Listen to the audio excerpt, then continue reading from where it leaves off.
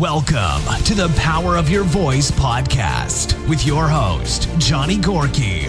You have the power to overcome challenges and fears. Let my voice and the voice of many others show you how to transform these challenges into opportunities. To learn more about future podcasts and read episode show notes, check out my website at www.thepowerofyourvoice.com.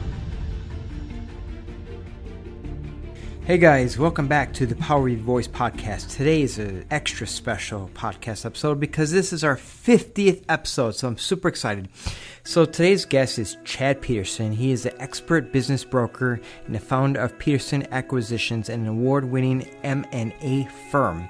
Chad's firm handles transactions anywhere from $1 million to $25 million in the range. Some exceed over $25 million. He works with companies all over the United States and has completed international deals as well. Peterson's Acquisition was recently named by one of the publications as the #1 ranked business broker in the United States. What sets Chad apart from all other business brokers is his aggressive style, work ethic, and tenacity that are rooted in his humble beginnings. Chad is a self-made entrepreneur that has been in the trenches. He has started, built, and sold 6 of his own businesses. Chad wrote the book From Blue to White, A Working Man's Guide to Self-Employment. Best-selling author Scott Alexander of Rhinoceros Success wrote the foreword. He also wrote the book Swinging Doors, A Guide to Selling Your Company, and is the host of the podcast Business Brokers, Buying, Selling, and Growing Businesses. One reason why I really like this episode, and you're going to enjoy it too, especially with the current pandemic, I know there's some people out there who want to become an entrepreneur.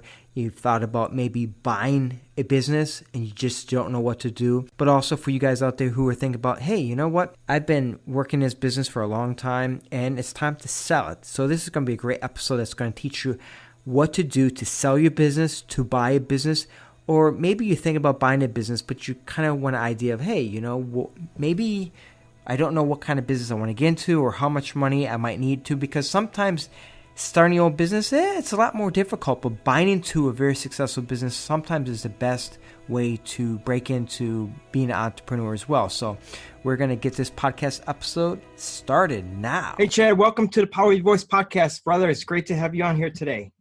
Thank you for having me on. You're very welcome. So I want to start with, okay, you're a self-made entrepreneur. You're an expert business broker. How did your childhood prepare you for everything that you do now? My childhood was a huge reason that I've made it where I'm here now. I had a pretty tumultuous childhood, and I believe that you'll find that most successful people come from that background. Elon Musk, Tony Robbins, Donald Trump, people that come from tough backgrounds end up somehow it shapes them into really trying to get ahead, probably for their own personal control of their own destiny rather than trusting those around them. And that was definitely the case with me. My mom was married several times. It was a really tough environment I was in. So at a really young age, I started mowing grass and, picking weeds out of flower beds and walking dogs, whatever I could do to make $1. And I was absolutely relentless about it. And when I mean relentless, other kids were going around playing, having a good time, swimming, whatever. And I did too sometimes, but most of the time I would be knocking on doors, even after it was dark, like, hey, can I do something around your house to make some money? So I learned really young that if I knocked enough doors and I got enough no's, I was going to get closer to a yes. And that tenacity has got me where I'm at today. I've built several companies throughout my life. I built a company that was making more than my teachers were in high school. And I sold it and I went to flight school, and I've built several companies since then. And eventually I just started helping other people sell their business, and that's where I'm at today. Now, for somebody who's listening who has children, because you were very driven, sometimes you have parents who are very driven people, they're business owners. And there's some people, it's like they tell their child to cut the grass, they won't do them. I'll pay you to cut the grass, they won't do it. So for someone who might be listening, it's great if you have a child who's like you, who's like, you know what, we can't afford to buy Nintendo Switch or video games or sports cars or whatever. Don't worry, I'll earn my own money. But for somebody who's listening, who has kids who are not very driven, like how can you encourage a child to do that? Because I think it's important for kids to learn the skills of being able to sell and sell yourself. Yeah, I don't know that you can. I think a lot of it is you're born with it. To teach somebody who's totally unmotivated would probably only make them more unmotivated. For those that have children that are not motivated, you must not go to that spot of enforcing your ideals of your motivation to them. Rather, encourage and introduce them to other things in their life, and just hope that somewhere along the way a match is struck and it catches fire within them, because you simply cannot enforce other people to become how you want them to be. There are people that are far more driven than me, not a lot of them, but I would say I'm in the top 5% of driven people in the world. I work 7 days a week. I own a couple businesses, but I sell businesses. I've been ranked the #1 business broker in the country. I've written 3 books. I'm a commercial pilot. I'm a advanced scuba diver. I'm a trained mixed martial arts fighter. I'm a former collegiate wrestler. I played rugby for a national traveling team. And so I'm driven, and so not only driven for monetary, but I'm just driven to do something. If I'm bored, I'll go take a 20-mile bicycle ride. I'm going to do something. You simply can't teach that. There has to be something that's within them to foster it further. But if you're trying to encourage your kid, to motivate them, it's really a matter of steering them to their passion and hoping that that passion ignites. More than likely, though, pain will have to be so strong before that person that's unmotivated will get motivated. They have to hit an inflection point of massive pain. And it might be when they're living in their parents' basement at 22 years old, playing video games, and everybody else has a life and they don't, and they feel terrible about themselves. That might be the inflection point that sends them to being driven for something. And hopefully it's something that's within their passion, and they can continue on with passion. That way it doesn't burn out, and then they're back to square one trying to find the next thing they're going to do. Yeah, because I find it interesting with entrepreneurs, you get some people, just like what you're saying, you are self-motivated. Maybe you grew up really poor. You never had anything. So you were so determined to be extremely successful. You become adult, you're worth hundreds of millions of dollars. You buy your parents' houses and life is great. Then on the flip side of the coin, you have some people, they grow up never having anything. And unfortunately, their entire life stays in that same path. When you were a child, what was your motivation and your drive to become very successful? It came from a place of thinking that I might not be able to do it. If you just thought you could do it, you probably wouldn't do it. It would be of no interest to you. Like, you can go take a 1-mile walk, no big deal. But if I said, hey, can you run a 6-minute mile? I don't know. I don't know if I really could. Let's try. That's where it really came from. So to me, I wasn't grown up with much. I wasn't given much. And so to me, it was like, can I do this? And it was the doubt that drove me, but it was the want that ignited the passion. And I always thought I might not be able to do it, and I'm going to go do it. I would walk a lawnmower 1 mile to go make $35 and then come back, push my lawnmower, it'd be dark. People would be laughing at me. But I went and I made $35. Now, if I thought, well, that's easy, no big deal, I could do that, whatever, I probably would have just sat on my ass and not done it. But there was always a little bit. And I think if you talk to professional athletes, I think that if they're being honest with you, that's really what drives them too. They're going to go to the Super Bowl. Are they going to the Super Bowl because they know they can win the damn thing? Or are they going to the Super Bowl going, oh shit, I might not be able to do this. I better play my best game to see what happens. What if we lose? And so I've always been driven by the what if I lose, but yet equally optimistic about the win. And that's what's driven me. Yeah, and the thing is, you never know if you don't try. Right. Yeah. And I wasn't not going to try. I've tried and failed and tried and failed, and you just keep on going. Yeah, I mean, Yeah. what's the worst thing that can happen? You fail, and you try You, again, and you try again. you learn a lesson, and you get defeated, and then you get embarrassed that you might not have done it right, and then you come back vowing to never do that again, and you come back better. Yeah, well, just like you said with the 6 minute mile, if you never even tried, you don't even know what your potential is. Let's say you do try your best. Let's say you run a 6 minute and 5 second mile. You're like, well, dang, I didn't even know I could even do that close. Next time you probably get there, but you'll never know if you don't try. Right. Now, I know you help people sell their businesses. Well, what do you think are some of the biggest mistakes that people make when they sell their business or try to sell their business? The number one mistake that they make is living out of their business and not paying taxes. So as a business owner, there's all sorts of ways that you can live out of your business, beat down your taxation number, buy cheeseburgers and beers and plane tickets on the company card, write it off as expenses, all sorts of things that people do. Take cash payments as money instead of running it through the books and counting it and paying taxes on it. That's the biggest mistake because it's going to reduce your value. The second mistake that people make is thinking that their business is worth far more than what it actually is.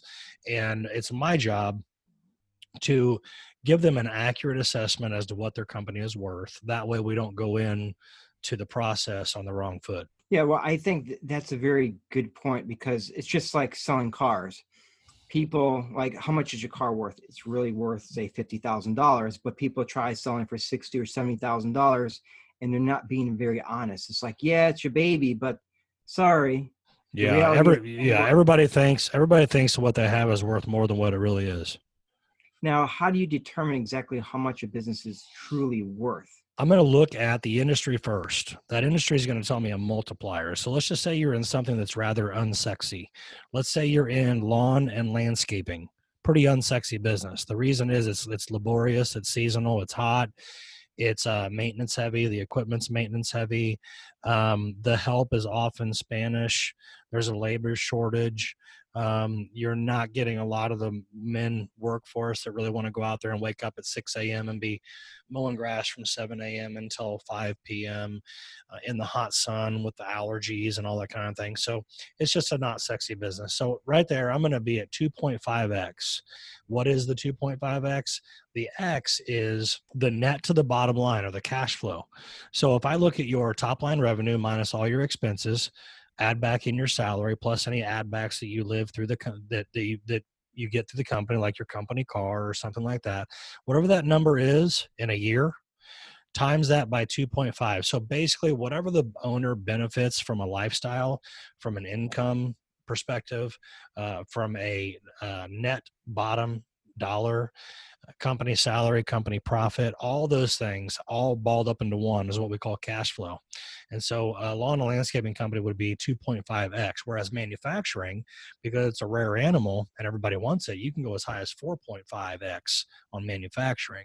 Also, businesses that have high earnings, if you get above $600,000 in earnings, I can get you above a 4x multiple. Now, how does that work with people though? Because like, for example, I work as a recruiter in construction. So let's say you own a company that makes $10 million a year. You're not really, as the owner, you're not really good at what you do. However, you have sales guys who are estimators. They estimate all these jobs out. And let's say each of you guys bring you in $3, $4, $5 million. Without those people, you basically would be screwed. Now, if you sell your company and those people leave, who knows if that company is going to stay in business very long because of those key people. How do you really evaluate those people are so essential to that business because of what they it never happens. Okay. I've sold countless businesses. It never happens. Usually the business owner has a pretty good relationship with those around them. And if you think about it from a 360-degree view, most employees, I don't care what they say, most employees grumble under their breath about how the boss man could be doing something better. They could be happy. Let's just say those estimators that you speak of that are estimating steel or glass or, whatever. Let's just say they're like, you know what? If it were up to me, I'd do it this way, right? How they run the company. I mean, employees do that all the time. Yeah. So when the old man goes to sell, I instruct the old man how to approach his employees on it. I teach them. And it's something like this: guys, I just think I might be getting in your way. I think there's, I'm an old dog. There's some new tricks out there. The world's passing by a couple times. And I'd like to bring in somebody that can bring the company to a better level and to a new level. And I'm thinking about bringing somebody in, and I just want to know that everybody's got, I've got everybody's blessing to do so. And we do that early on, and then people just forget about it. And then we go to sell their business, and the new guy comes along, and they have the company meeting and say, hey, he's here to make some things better, create some more efficiencies, increase profits, maybe increase pay and increase benefits. And it all works out. Nobody leaves. That's fear-based thinking. Everybody thinks that a company is going to sell and everybody quits. It's literally never happened. I've never even seen one person quit whenever I sell a business, much less the whole staff. People are more optimistic about a new owner because it's the promise of hope that somebody else is going to do a better job. Well, exactly. What do you think are some of the biggest mistakes people do when they buy a business? Approaching the transaction with too much anxiety. So if I'm going to go buy a car, I have a healthy dose of anxiety. The reason is because why in the hell are you selling it? Okay, that's the first thing that comes to mind. Well, cars are mechanical, and so that's understandable. So a person starts to hear a rattle, or they know about a motor problem or something, and it's like, hey, I'm just going to get rid of it. But with companies, it's not the same thing. Companies evolve, people evolve. The owners have to move on. The owners get stale, they get burnt, they get bored. They need to move on. So it's not like the motor's about to blow. They just want to sell because they're done with it and it's no longer their passion.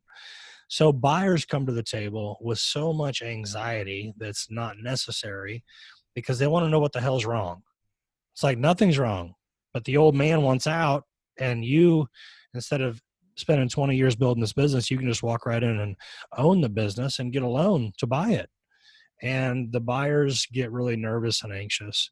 The second thing that they make a mistake doing when buying the business is not creating a friendship with the seller from second one, not day one, second one. You want to be the best friend to that business seller, and the business seller wants to be the best friend with the buyer. Let's just say you're going to sell a company for $10 million. How many friends of yours have given you $10 million? None.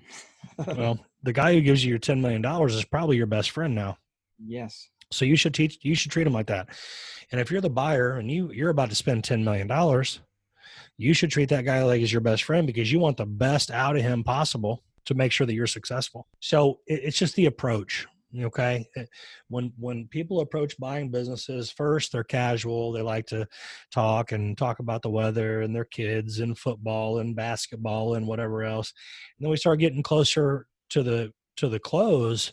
And now everybody's getting tight and irritated and frustrated, and the worst part of their personalities come out. That's really what happens. That's good. Especially now with the economy, the way things are, you can probably get a really good deal on some businesses because people are like, well, I don't know, maybe I need to sell my business. Do you think now when you get in these situations when the economy is not, we might recover, we might not, some people are kind of nervous. Do you think right now is probably a good time to buy a business? Well, I think that the fearful will always find a reason to be fearful. And I think the bold will always find a reason to be bold. So right now, you've got a downturn in the economy, which won't last long. But there are people, in fact, I just had a closing on Friday. There are people that are seeing the opportunity in the rubble. And so I had a guy just buy a trucking company. And the reason he bought the trucking company is because he sees that trucking is almost recession proof. This whole downturn because of the virus has only affected that business by 10%.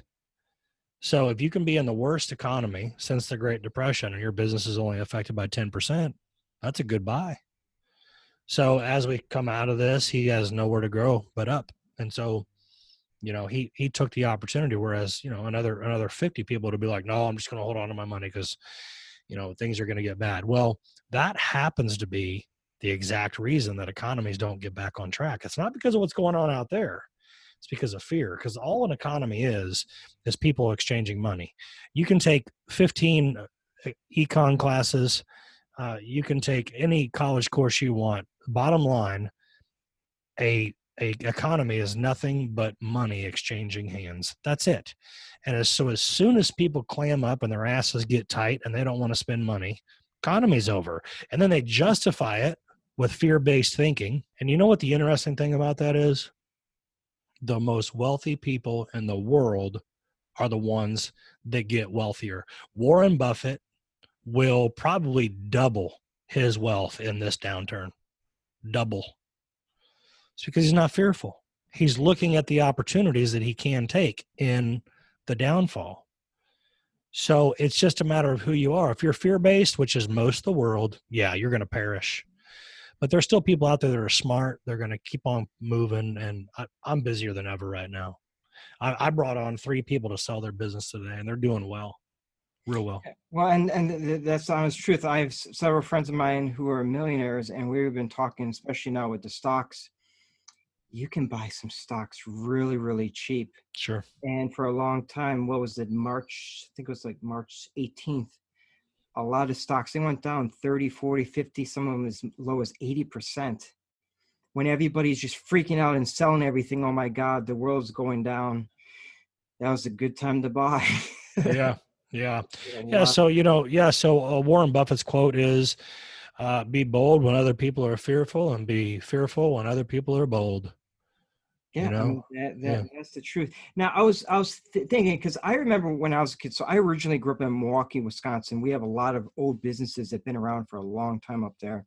Mm-hmm. And some people, they don't sell their businesses. Like, for example, maybe your grandparents, they have a business that's been around for 50, 60, 70 years, and eventually the kids don't want it. And they just allow the business to die. They don't even sell it. Why do people do that? Why not? Number one, they get too comfortable. That's number one.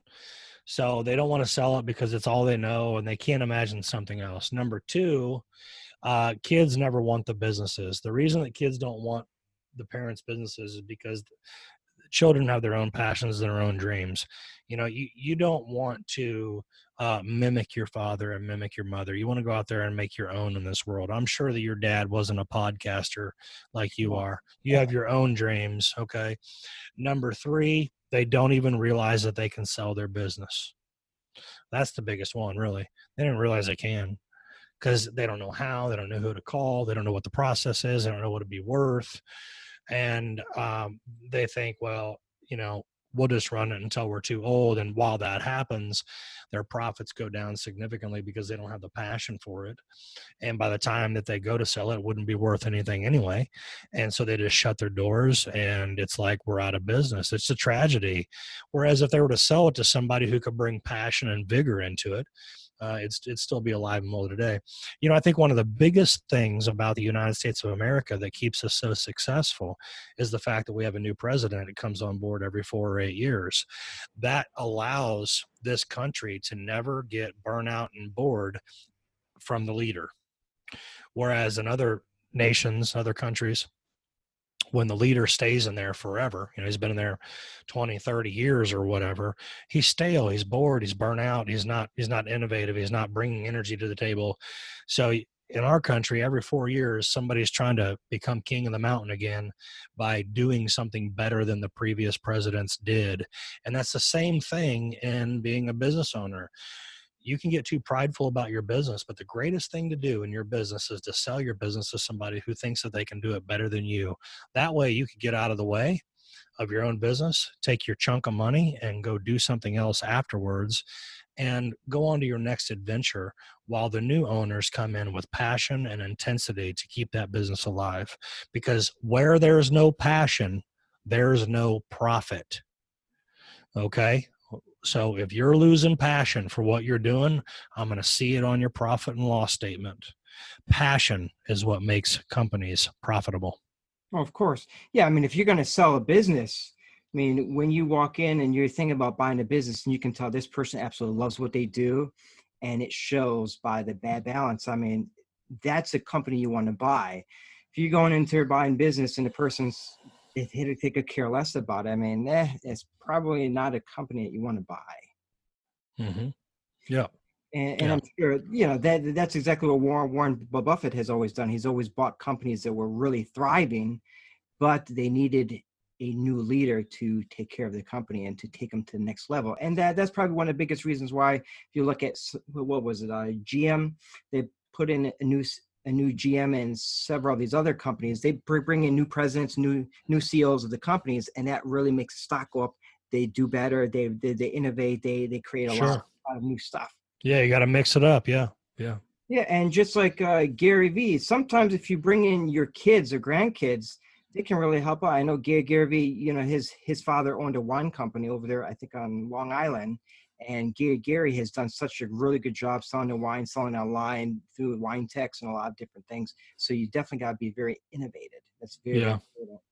Yeah, I agree with you.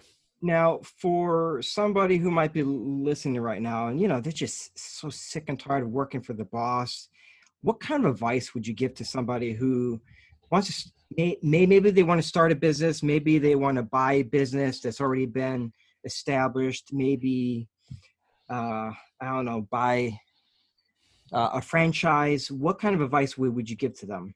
I would tell them to hold on to their money and until they get at least $100,000. The reason that I say that is because you want to save up $100,000 so you are a viable buyer for a sizable business. So if you're tired of working for the man, I get it. You got 7 bosses and you hate your life because you'd like to be working for yourself. I get it. But if you haven't been able to save up $100,000, you might be better served working for somebody else and continue learning. Learn what you can, raise that 100 grand. Now, when you come to a broker like me, I can go buy you a business that's worth $1 million if you have $100,000. That business should be paying you about $300,000 a year. So let's just say you're making $80,000, $90,000 a year. You hate your 7 bosses. You hate your hour and a half commute to work and your hour and a half commute to home. And you just hate it. Get 100 grand put together. Come to me. We'll buy you a business that'll pay you $300,000 a year and we'll get you out of it. But if you haven't hit that mark and you're not working with a lot of money, now you're going to be buying businesses in the market that are lower hanging fruit. They're not as secure of a position, not as viable of an opportunity. They're not as high paying. So you really need to save up $100,000 before you even really talk to a broker. And when you talk to a broker like me, you need to be ready to buy. Because I'd say 3,000 or 4,000 people a year call me and they're like, yeah, I'm ready to buy, but I need to be this business. I need to be in this industry, making this much money with this many employees and also the kind of thing. And I'm like, look, I don't want to hear it. Okay. This isn't toothpaste. This isn't, you can't just come tell me exactly what you want and we grab it off the shelf. What you want to do is get out of corporate America and go make $300,000 a year. Now, once you're making 300 grand a year, save up some more money. And now we can talk about your next move. What's going to be your next move? Buy another business that segues right into your current business? Things like that. Now, if you're making, say, $100,000 a year, you buy a business, wouldn't it might be a better idea to just stay at $100,000 salary and then invest the other $200,000 back in the business and keep on doing it? No, because money is too cheap. So let's just say you're working in corporate America for 100 grand. It's not really worth it to go buy a business, a small business that's only going to pay you 150, right? No, definitely. I mean, you wouldn't want to go borrow money at a bank and bust your ass to make 40 or 50 more grand a year being self-employed. Definitely. So until you have $100,000 saved up, then you're wasting your time. Now you bring $100,000 to me. Now I can get you in for 10% down. You're going to own $1 million business that should be paying you $300,000 to $350,000 a year. That's worth leaving corporate America for. But leaving corporate America just to go make another 30, 40 grand plus having a bank note due every month, that's not a big enough jump. So you have to have $100,000 really to make a good move. That sounds great, but the reality is, why don't more people do it? Why don't more people own businesses? They're scared. That's it. Nothing to it. They're just fearful. Yeah, but the crazy thing is, if you ask a lot of people, have you ever owned a business before? I'm sure quite a few of them will say, no, this is my first business ever. Yeah. And I've seen people take off and never been self-employed, and then they buy a business and it's like they never look back. And I love seeing that. It's really neat to see that. Yeah, I mean, the great thing is you don't have a boss. You don't have somebody who says, oh, I'm sorry, you can't go to your child's play at school today. Can't do it. Now, what are the benefits of using a business broker like yourself, and what separates you from everybody else? Well, I'm the greatest business broker out there. And it's not because I'm smarter. It's not because I'm more talented. It's really because I work hard. I mean, your audience doesn't know this, but it's 8:30 at night and I'm on a podcast with you. I work 7 days a week. I know how to get a deal done. Behind me here is all the awards and recognitions that I've gotten, from places like Forbes and Inc. and USA Today and Business Journal and Seeking Alpha and places like that. I'm very, very good at what I do. But why would somebody want to use me? That's almost like saying, why, if you have a cavity or if you need a tooth pulled, why would you use a dentist? Because that's what they do. Trying to sell your own business would be like trying to do your own dental work. So let somebody else do it that knows how to do it, because it's going to take 6 or 8 months to get your business sold. You don't want to be sidetracked. You want to stay focused in what you're doing and let a business broker, who that's what he does, is sell businesses, sell the business for you.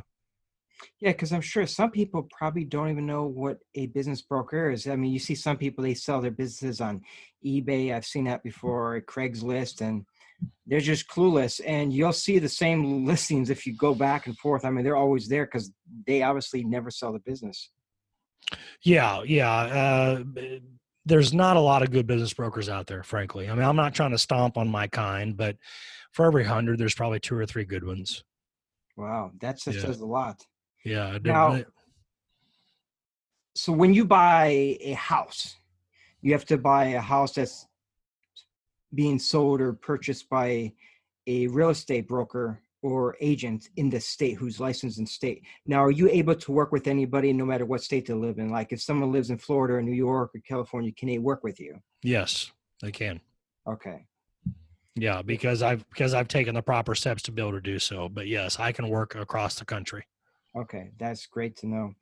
Yeah. So if you could go back to, say, when you were a child, like teenage years, back in high school, is there some things that you would probably ask yourself or you would have changed? Well, I would have changed some things, but it would have only been things that I didn't have control of. So I wouldn't have changed much about my path. I ended up going to be a commercial airline pilot. I became a commercial pilot. And in 9/11, I lost my job. I couldn't control it. It just killed me. Would I change it? Sure. Do I have a choice? No. I lost my job. Then I built a mortgage company, and I had 120 employees. I was bringing in $7 to $10 million a year, and I lost everything because of the 2008 crash. Yeah, I would have changed that, but I didn't have any choice over it. So as far as my trajectory in my life, would I change much? No, not much. I'm blessed to have this business acumen that I have and the wealth of information as a businessman to offer the market. And I understand all the ins and outs of getting deals done, including all the banking and the underwriting and how banks work and how to make a deal work monetarily, psychologically. My whole life of experience is balled up into the perfect storm for me to be able to perform for those who want to buy businesses and sell their businesses. Yeah, well, a lot of times you think back on things, it's like, yeah, that sucked, to be honest, but it's a good thing it happened, because had things not happened, you wouldn't be in the position you are right now. Yeah, I mean, tragedy can create triumph for sure. And so, yeah, there's been tragedy in my life. I've seen ups and downs. I've made millions, I've lost millions, and those things strengthen you. And what a person does to make sure that it strengthens them rather than devastates them, I don't know. That probably too is something you either have or you don't. but I'm a fighter. I don't give up. I just keep on going. And I think you can make the choice to be so, but I think for other people, it's harder. Now, speaking of like leadership and fighting, all that kind of stuff, is there certain habits that you have? There's 3 routines that you have. You wake up at a certain time, you go to bed, or you exercise. What are some of the key mindsets, things that you do every single day that sets you really apart compared to a lot of other people, you think? Well, one of the things here, I've got it sitting right here on my desk. One of them is a to-do list. I make one every single night before I go to bed. So now tomorrow I don't have to think so hard. A lot of people spend so much time thinking about what they're going to do, and it's because they haven't just sat down and been concentrating enough for 10 minutes to figure out what their next day is.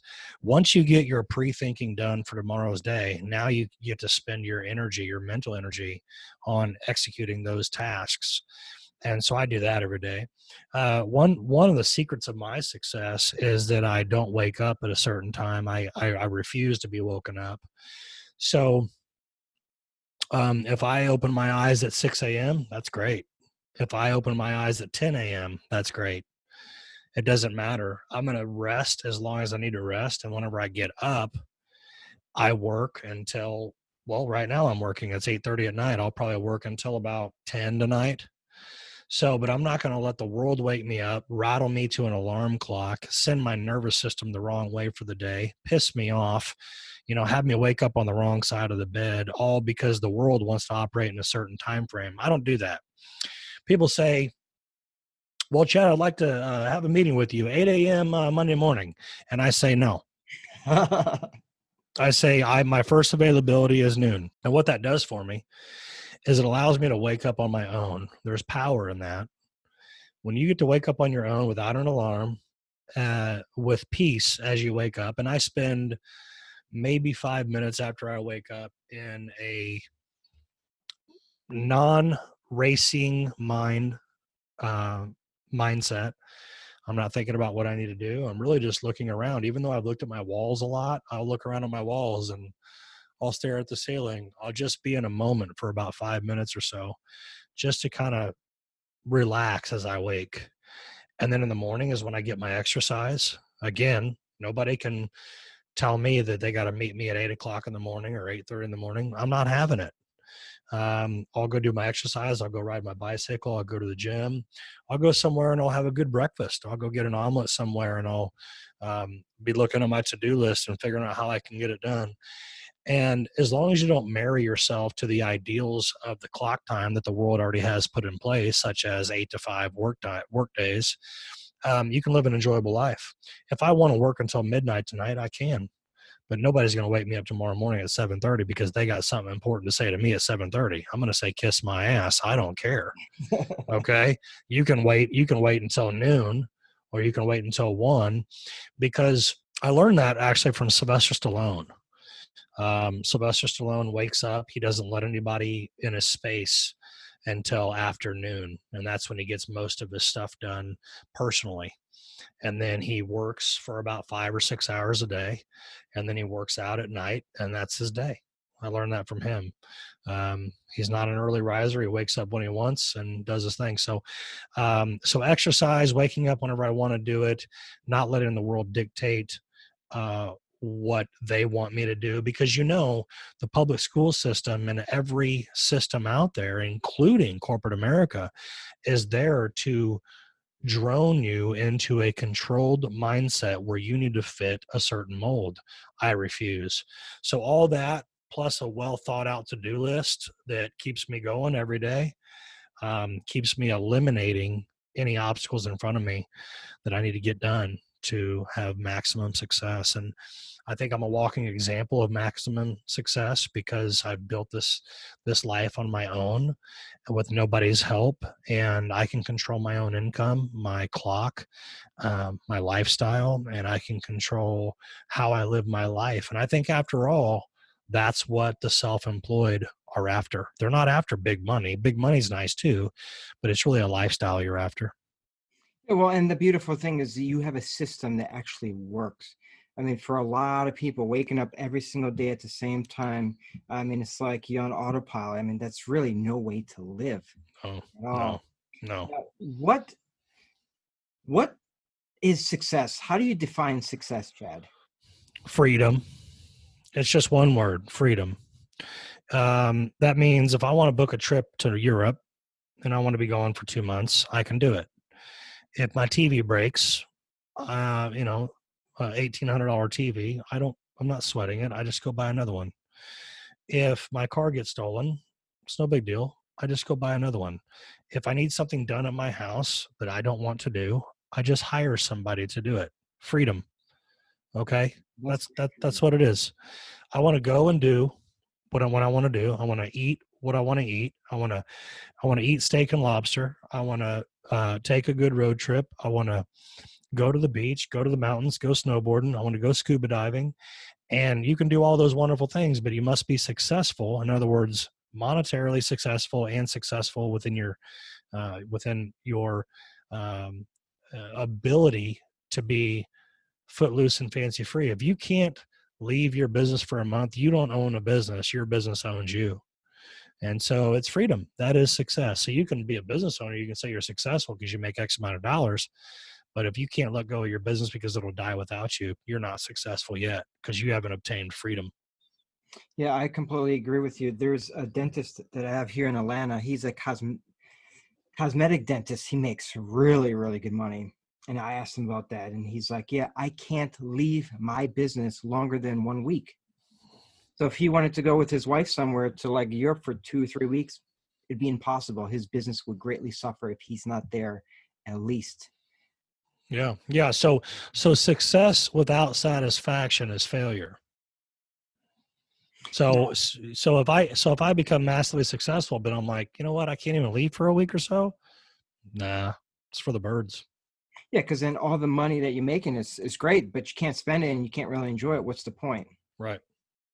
Now, what are some ways that you do goal setting? Because I know some people, they set like 6 months goals, year goals, 5 year goals, 10 year goals. How do you do yours? Well, my goals are real simple, and I think it'll answer the question. I'm never going to retire, so that is a huge change for most people. You know, that it changes things whenever you say you're never going to retire.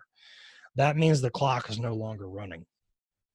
So if you're going to retire when you're 65, I'm 41 now. That means I've got X amount of years to work my ass off and pack out enough money and hope that the market doesn't take a dive and hope that I get X amount of return and hope that the cost of living is, you know, XYZ whenever I get there and hope that Social Security is still around. And to me, it's a flawed model.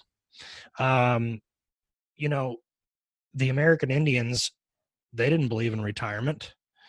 You know, they still had to hunt buffalo, still had to hunt deer, still had to, you know, build the fire and make the tent and, you know, raise the children. And, you know, it's retirement is man-made.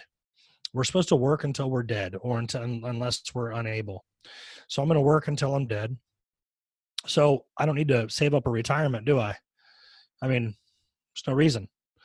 So that's a big goal that changes every other one of my goals. So now I'm on a certain income goal yearly that I want to hit. Do I need to make as much money as what that goal is? No, I don't. But if I don't hit it, then there's something within me that has failed myself. And so my goal setting is not for what other people might deem reasonable as goals. It's goal setting for what I know that I can accomplish. And if I don't, then I'm going to feel the discord within because I haven't accomplished it. So it's me versus me. So every goal that I have is usually on an annual goal. Right now, I've got a goal to get down to 220 pounds, 8% body fat. I'm on my way. I'm doing good.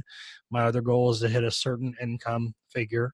And I was going to go to Europe for an extended period of time. I don't know how this virus is going to affect that, but that's one of my goals. I wanted to go to Scotland because I love Scotch. I was going to go down there and go visit all the distilleries. And so I've got vacation goals, physical goals, monetary goals, and I just work hard at them while remaining in a lifestyle that feels free to me while I'm working on my goals. It doesn't have to be painful to reach your goals. You can reach your goals in a pace that is suitable for you without the world telling you how to do it. Yeah, I absolutely love that because I used to work in physical therapy and always talking to these people who are probably in their late 60s, some of them are in 70s. And a lot of times, the thing I've always noticed is once these people retire, their health starts going down, their body starts falling apart because you had these habits where you exercise, you eat healthy, you wake up, you do all these things, and now you have nothing to do. Had this one gentleman, he was probably about 80. Every single day, I kid you not, he said he did about 400 push-ups a day. This guy was in amazing shape, but because of his mindset, I mean, even though this guy was retired, he still had a daily routine of things that he always constantly did, where a lot of people, they're just going to sit on the couch, watch TV and do nothing. Yep. Not good for you. Yeah, it's not good for you. And the truth of it is, I mean, let's just say that you retire at 65. I mean, now you're living a hoarding lifestyle. It's like you only have so much money to live off of. And what fun is that? I mean, let's just say you need a new deck on your house or you need to redo your pool or whatever, and you're on fixed income. Well, a $25,000, $30,000 deck to be put on your house, that digs into your retirement income. So what could be so painful about work that you so desperately want to quit it and live like a worm until you die? At the heart of that question is the answer, which is go do something that you love and work won't be so painful, because living like a worm on limited budget until you perish is horrible idea. And so man-made is retirement. I don't buy into it. I'm just going to work until I'm dead, period. And I'll probably die with a fortune, but whatever. At least I didn't invest it in the stock market to lose half of it. And I'm gonna invest in me incorporated, and my goals will be accomplished along the way. Yeah, I actually know a guy. He invested probably almost all of his retirement. Pretty much lost probably all of it. Definitely not a good thing. Yeah. Now, for all those people listening, where we're going to end this shortly, what are 3 things that you really want people to take away from this episode, Chad? I want people to realize in general that this world is really yours. When we're kids, we're taught, well, you can be anything you want to be. Well, that's true, but it's unfortunate that the teachers of that statement didn't get granular enough for you to understand what that means. And what that means is if you really have a passion and a drive and a desire for something, this world is yours. We're living in unprecedented times where, you can learn from others. Those old 4-wall rooms in our education system that didn't teach us squat, that's outdated. Right now, you can be listening to you and I learning valuable lessons. You can put on YouTube and you can find an expert in whatever field. Get passionate about something and go do it. This world is yours. You can do anything you want. If you want to become a millionaire, it's not hard to do anymore. People are out there that'll teach you how to do it. I mean, just Google it. There's paid programs now that are far greater than college. Just make the world yours. Secondly, don't let the world conform you. Make you make yourself who you want to be. You get yourself where you want to be. Don't let this world tell you what to do, because the only reason this world is telling you what to do is because they have an agenda for you to make their world better. If I could convince you that you needed to do X, Y, Z, why would I do that? Probably because it benefits me. So that's what I would tell people. Yeah, because a lot of times people, they really don't get it, or they don't understand that your life doesn't have to be miserable. And it's so easy. Like I used to work for corporate America, and it's like, yeah, I have 3 kids, and my wife and I, we just had a daughter, and it's like, oh, you're lucky. Guess what? You get 7 days off this entire year to spend time with your kids. 7 days. That sucks. It Who does. wants to work for a company for 20, 30, 40 years and only get to enjoy 7 days off a year, while your boss, on the other hand, gets off a month or 2, and he's making 5, 10 times more money than you? So we shouldn't bitch about it. What we should do is we should just try to become that boss. And then you're gonna hear all the excuses flying. Well, I can't do that. Well, I don't have the money. Well, I don't know how. Well, nobody would teach me. Well, I don't. Okay, well, that's fine, and that's why you're going to stay where you're at. That's why you're going to stay in corporate America. Whereas the guy that is the boss, he didn't look at those obstacles as roadblocks. He looked at them as challenges, nothing less, nothing more, and he overcame them. And that's who I am. I'm going to overcome the challenges to live my life, my best life. Yeah, and I mean that's the way everybody should live. Sometimes people just have to hit rock bottom, and they get to the point like, no. Yes. This is not my life anymore. I quit. Yeah. Pain is the greatest teacher. Yeah.